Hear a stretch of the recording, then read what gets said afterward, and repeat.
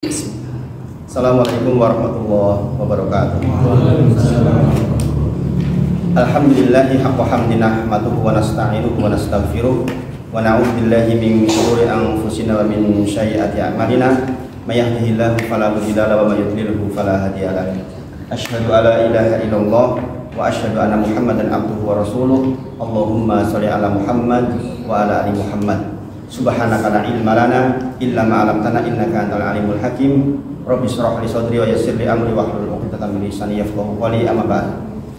Yang pertama tentu kita bersyukur kepada Allah atas titipan nikmat dari Allah kepada kita. Sebagaimana kita sudah pelajari di pertemuan sebelumnya bahwa setiap nikmat yang kita peroleh adalah cara Allah agar kita semakin dekat kepadanya. Jikalau sekarang kita masih bisa duduk nyaman, sungguh duduk kita akan ditagih oleh Allah atas nyamannya itu. Duduk nyamanmu dulu itu untuk apa? Maka kita alhamdulillah dikasih takdir oleh Allah untuk dirahmati bisa duduk di dalam kajian seperti ini, masya Allah. Berusaha agar nikmat duduk ini menjadi cara kita mendekat kepada Allah Subhanahu Wa Taala. Karena banyak saudara kita yang sekarang susah duduk. Ya, ketika saya ceritakan tadi dengan kembali ketika kecedit itu ya sakit tenan duduk itu, subhanallah. Duduk itu nikmat yang luar biasa. Jangan kebayang nggak bisa duduk sempurna, susahnya luar biasa. Maka pastikan duduk kita adalah agar kita mendekat kepada Allah Subhanahu Wa Taala. Jika kita masih bisa mengucapkan nikmat, bisa mengucapkan kalimat, pastikan kalimat kita adalah kalimat yang terukur, yang didahului dengan ilmu. Sekali lagi, setiap apa yang keluar dari mulut kita, begitu keluar ngambilnya lagi susah, maka pastikan yang keluar benar adanya, karena kalau keliru sekali lagi itu susah ngambil. Jadi nikmat bisa mengucapkan sesuatu itu, pastikan ucapannya mendekatkan diri kita kepada Allah Subhanahu Wa Taala, karena tidak setiap orang bisa mengucapkan kalimat yang baik. Begitu keluar kalimat yang menyakiti orang lain, aduh repotnya gini begitu. Maka dipenjara dengan 2 lapisan, bibir dan gigi, agar gak gampang keluar. Tadi pagi saya ditanya, Ustaz, sekarang kalimat itu bisa diwakili dengan tangan, apakah hukum ini juga berlaku? Iya, berlaku. Bagi orang yang mohon maaf bisu, kalimat yang lain. Ya, hari ini kita tangan kita di medsos nulis komentar sama kualitasnya dengan lidah kita, tajamnya setajam pedang, subhanallah. Maka pastikan nikmat kita bisa bicara, kita gunakan untuk hal yang positif, yang benar-benar mendekatkan kita kepada Allah Subhanahu Wa Taala, karena itu adalah titipan dari Allah yang akan dimintai pertanggungjawaban. Demikian juga kita bisa mendengar, pastikan yang kita dengar adalah apa yang Allah bolehkan. Hari ini begitu banyak godaan yang membuat kita kadang-kadang tergoda untuk melakukan segala sesuatu. Jadi sekali lagi, kita diberi nikmat, pastikan nikmat kita gunakan betul untuk beribadah kepada Allah Subhanahu Wa Taala. Dan terlalu banyak nikmat kalau dihitung-hitung. Tadi dibacakan oleh Abdullah, Quran surah Ibrahim ayat 34. Jikalau engkau hendak menghitung-hitung nikmat pada Allah, la tuhsuha, tidak mungkin terhitung karena jumlahnya terlalu banyak. Dan Ibrahim alaihissalam adalah orang yang dikenal sebagai nabi yang banyak sekali bersyukurnya. Bukan bersyukur kepada sesuatu yang besar, tapi beliau bersyukur kepada hal yang orang lain mungkin nggak anggap. Yaitu syukur bisa melihat, syukur bisa minum, masya Allah. Dalam satu hadis Rasulullah menyampaikan, sungguh Allah untuk mencintai orang yang jika dia minum maka dia bersyukur terhadap minumnya. Alhamdulillah, Allah saya bersyukur atas minuman ini. Dan ketika dia memakan sesuatu, alhamdulillah ya Allah saya bisa makan. Allah cinta banget sama orang yang begitu. Dan Ibrahim alaihissalam begitu. Maka pastikan setiap nikmat yang Allah berikan kepada kita gunakan untuk ibadah kepada Allah Subhanahu Wa Taala. Yang berikutnya, sholawat dan salam kita sampaikan kepada junjungan kita Nabi Muhammad Sallallahu Alaihi Wasallam. Ulama sepakat bahwa yang namanya sholawat masuk kategori zikir. Sebagian bertanya, sholawat zikirkah? Iya, sholawat itu termasuk zikir. karena di dalamnya mengandung permintaan keselamatan kepada Allah Subhanahu wa taala. Maka perbanyaklah sholat. Standarnya minimal pagi 10 kali, sore 10 kali itu minimal. Di dalam zikir pagi, zikir petang kita. Maka kita memohon kepada Allah betul-betul kita bisa gunakan betul nih semua titipan-titipan itu untuk semakin mendekat kepada Allah Subhanahu wa taala. Sebelum saya masuk ke kitab Tamasya Negeri Akhirat, saya bacakan dulu beberapa hadis terkait dengan sholat agar menjadi pengingat buat kita. Masih di kitab Silsilah Hadis Sahih. Jadi apa yang di dalam kitab ini semuanya hadis sahih. Ada 4.000-an hadis lebih. Yang pertama dari Aisyah radhiyallahu anha, istrinya Rasulullah sallallahu alaihi wasallam, dari Nabi Muhammad sallallahu alaihi wasallam, beliau bersabda. Dan perhatikan betul ini, diamalkan langsung. Jangan ditunda-tunda, jangan taswif. Ini di antara yang membuat orang masuk neraka itu gara-gara taswif. Sebagaimana kita sudah bicarakan. Apa taswif kemarin? Kawan, menunda-nunda. Menunda-nunda. Itu taswif. Kebanyakan kita kadang-kadang mau berbuat baik, nanti prasito. Melihat di jalan orang kesusahan, nolongi, ngasih uang misalnya, nantilah, enggak jadi. Itu namanya taswif. Dan ini yang membuat orang banyak masuk neraka jahanam. Mau sholat isya, yang sholatnya di rumah. Nanti tahu-tahu jam 11 ketiduran. Subhanallah. Maka hati-hati dengan tasbih. Kata Rasulullah, kerjakanlah sebagian sholat kalian di dalam rumah-rumah kalian. Jangan habiskan seluruh sholat di masjid-masjid kalian. Sisakan untuk di rumah. Dan jangan jadikan rumah kalian sebagai kuburan sebagaimana orang-orang Yahudi dan Nasrani membuat kuburan di rumah-rumah mereka. Rasulullah bersabda demikian. Sesungguhnya kata Rasulullah, rumah yang dibacakan Al-Quran di dalamnya niscaya akan terlihat oleh penduduk langit sebagaimana terlihatnya bintang-bintang oleh penduduk bumi. Paham Bapak-bapak? Paham ya?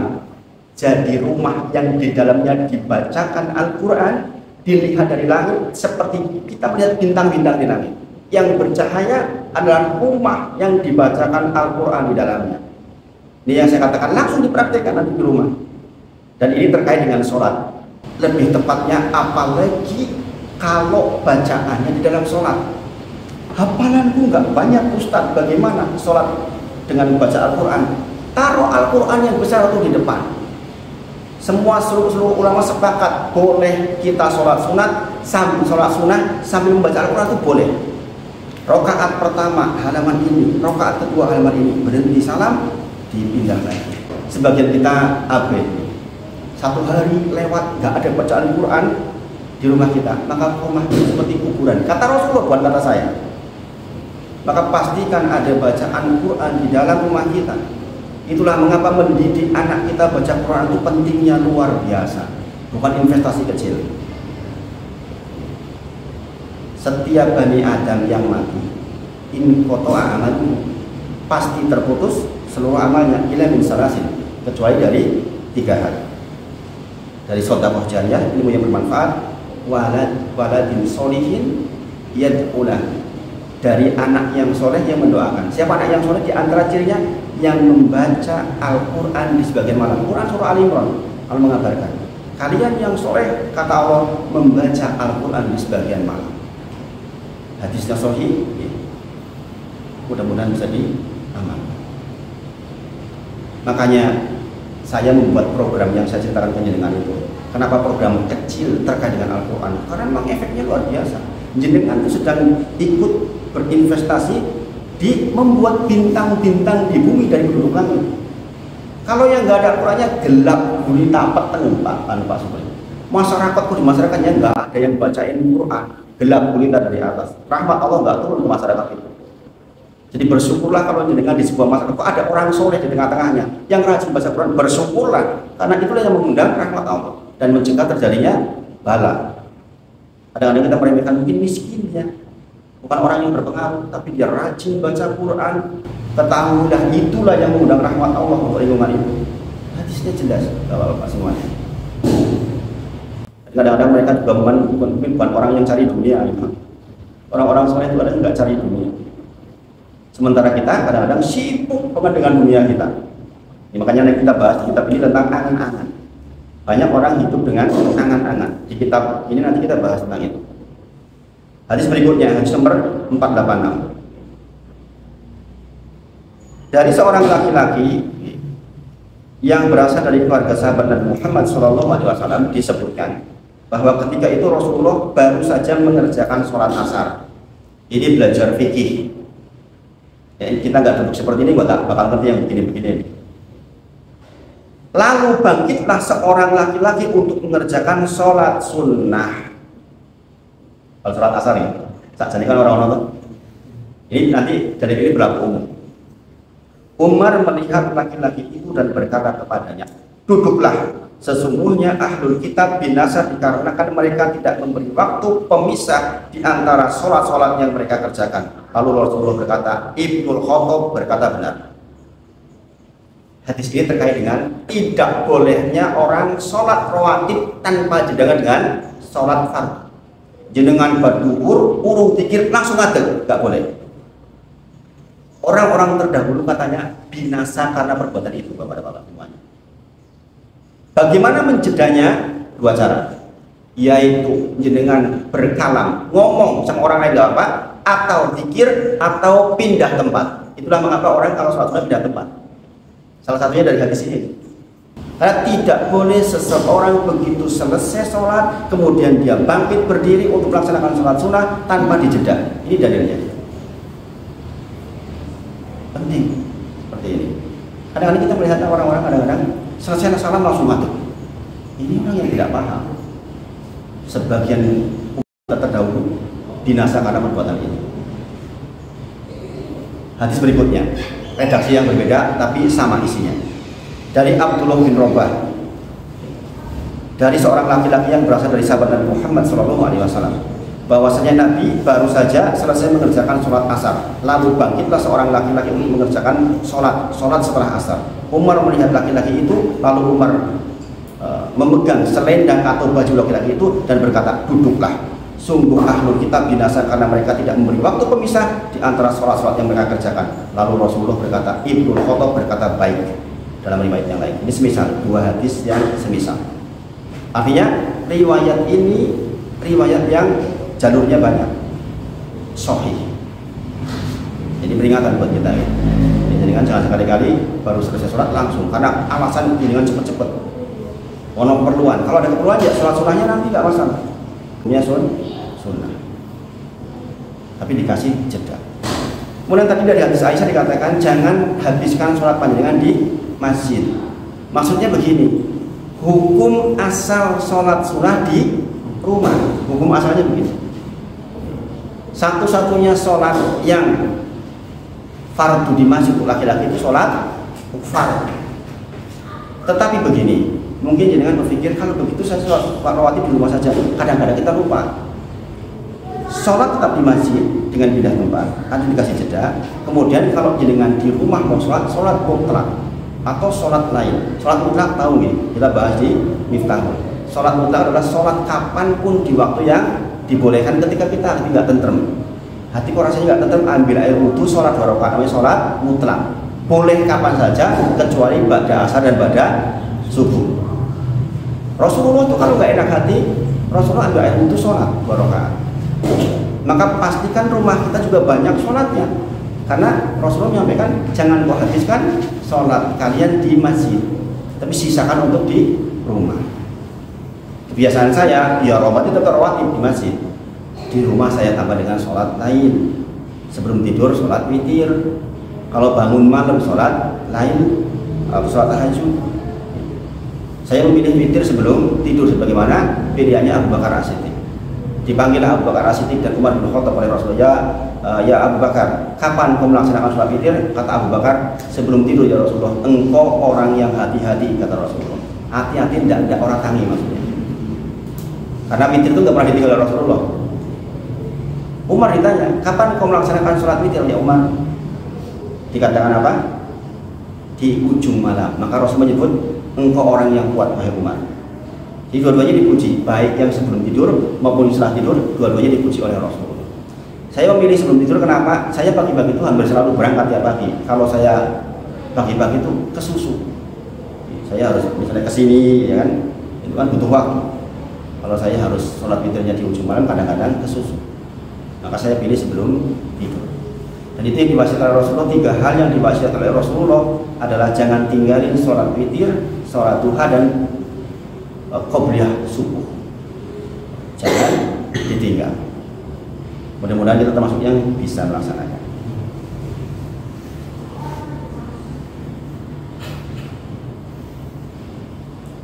Kemudian hadis berikutnya nomor 488 dari Samurah bin Jundub bahwasanya Nabi Muhammad SAW bersabda, hadirilah majelis zikir. Ini itu majelis zikir seperti ini. Majelis zikir adalah majelis yang di dalamnya mengingat Allah, membahas ayat-ayatnya Allah. Tidak harus majelis zikir itu tidak harus yang berzikir bersama nih. Majelis zikir majelis yang di dalamnya membahas kitabullah dan hadis dari Muhammad SAW. Itu majelis zikir namanya. Dalam kurung majelis ilmu, di dalam hadisnya juga begitu. Dan mendekatlah kalian kepada imam.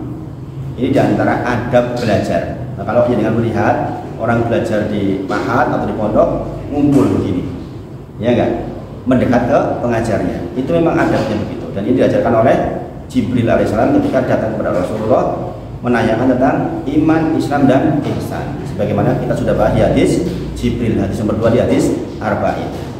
Ini enaknya belajar urut-urutan tuh begini, nyambung terus dengan yang kemarin-kemarin kan. Saya ngomong seperti ini kan jangan tahu apa yang dimaksud. Ini pentingnya kita belajar secara terstruktur. Kemudian sesungguhnya tidaklah seorang laki-laki selalu menjauh dari majelis zikir hingga ia diakhirkan masuk surga, walaupun ia memasukinya. Ia masuk ke surga, ningkeri. Itulah orang yang jauh dari majelis ilmu. Dia masuk surga, atau Rasul masuk surga karena punya la ilaha illallah. Ningkeri. Kita tentunya berharap betul yang terdepan. Ini riwayat Imam Ahmad sahih.